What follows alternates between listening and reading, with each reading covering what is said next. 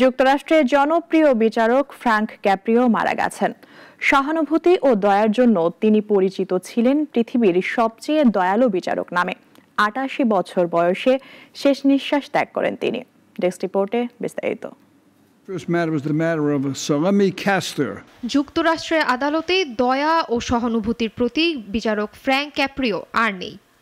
৮৮ বছর বয়সে প্যানক্রিয়াটিক ক্যান্সারে মারা গেলেন তিনি।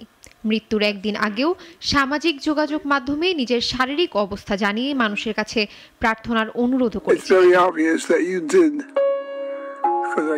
১৯৮৫ সালে রোড আইল্যান্ডে বিচারক হিসেবে দায়িত্ব পান ক্যাপ্রিও। তবে শুধু রায় দেওয়ার মধ্যেই সীমাবদ্ধ ছিলেন না তিনি।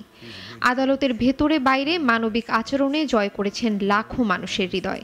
বিশ্বজুড়ে পেয়েছেন সবচেয়ে দয়ালু বিচারক আখ্যা। ২০১৮ সাল থেকে ২০২০ সাল পর্যন্ত কট ইন প্রভিন্স নামের টেলিভিশন শো তাকে এনে দেয় আন্তর্জাতিক খ্যাতি। অনুষ্ঠানটি এমি অ্যাওয়ার্ডসেরও মনোনয়ন পায়।